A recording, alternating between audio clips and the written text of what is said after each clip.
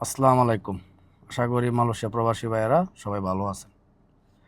গত 2 দিন আগে আমি একটা সিআইডিবি বিষয় নিয়ে একটা ভিডিও করছিলাম, যে যাদের সিআইডিবি অনলাইন করা নাই বা যাদের কোম্পানিতে সিআইডিবির লাইসেন্স ব্ল্যাক লিস্টে আছে, তারা যদি বাংলাদেশে যায় তাহলে তারা মালয়েশিয়া ঢুকতে পারবে না, তারা রিটার্ন পাঠাই দেয়। এরকম একটা না কয়েকটা সমস্যা আমার সামনে হয়েছে। আমার এক বন্ধু বাংলাদেশ গেছে, যাওয়ার সময় কোনো ঝামেলা হয় নাই, আসার সময় তারা সিআইডিবির জন্য রিটার্ন ব্যাক পাঠাই দিছে। আর মালয়েশিয়ার পুরো ঢুকছে, ঢোকার পরে এরা ব্যাক পাঠাই দিছে গত কয় তারিখে, 20 তারিখে নাকি 22 তারিখে গত মাসের। তো এরকম কয়েকটা ঘটনা ঘটছে বিধায় আমি আপনাদেরকে ভিডিওর মাধ্যমে জানানোর চেষ্টা করছি যে আপনারা যদি সিআইডিবি না থাকে তারা আপনাদের বসেদের সাথে কথা বলে আপনাদের সিআইডিবিগুলো অনলাইন করে ফেলেন। আমি তো বলি না যে ভাই আমার সাথে যোগাযোগ করুন, আমি তো বলি না যে আমার কাছে ভিসা আছে, ভিসা লাগাই দিব, কলিংয়ের ভিসা আছে, লোক দেন, বা পাসপোর্ট করে দিব, বা সিআইডিবি রিনিউ করে দেবো, এরকম তো আমি বলি নাই।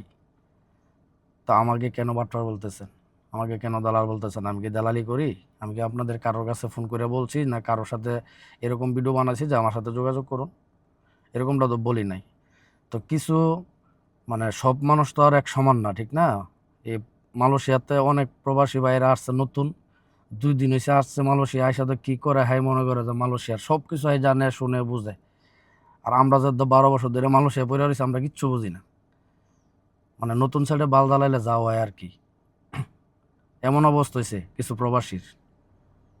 এটাও অল্প কিছু সংখ্যক প্রবাসী যারা নতুন আছে, বালফাকনা কিছু পোলাবাইন আছে, আইসা এই বালফাকনামি করে। আরে ভাই, আমি একটা কথা বলছি, তুই ওটা বোঝার চেষ্টা কর, সত্যতা যাচাই কর, আমি কি সত্য বলছি না মিথ্যা বলছি। আর আমাকে দালাল বলার আগে একবার ভাইবা দেখ যে আমি তোর কাছে কি টাকা চাইছি? আমি কি তোরা বলছি যে আমার আমার সাথে যোগাযোগ কর, তোর এই কাজগুলো আমি করে দিব? কোনো কিছু না জেনে শুনে 10 সেকেন্ড 20 সেকেন্ড ভিডিও দেখে হুট করে একটা কমেন্ট করে ফেলাস। যখন এই সমস্যাতে আপনারা পড়বেন তখন বুঝবেন সিআইডিবির বিষয়টা নিয়ে। অনেক কোম্পানি আছে ভিসা রিনিউ করতে পারতেছে না সিআইডিবির কারণে, সিআইডিবি তাদের রিনিউ হচ্ছে না তার জন্য ভিসা রিনিউ করতে পারতেছে না। অনেক কোম্পানি আছে মালয়েশিয়াতে এরকম। তো আপনারা ভালো করে খোঁজ খবর নেন, নিয়ে দেখেন যে আসলে কি সমস্যাটা হচ্ছে কি না।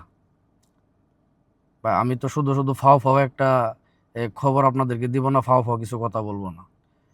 আমি যাই না শূন্য বুঝাই আমি এই ভিডিওটা বানাইছি। আপনারাও জানেন, আপনারাও খোঁজ নেন এরকম সমস্যা হইতেছে কিনা। মানুষকে খারাপ কিছু বলার আগে একবার ওর কথাগুলো পুরোটা শুনবেন, বোঝার চেষ্টা করবেন, তারপর কমেন্ট করবেন। আল্লাহ হাফেজ, সবাই ভালো থাকবেন।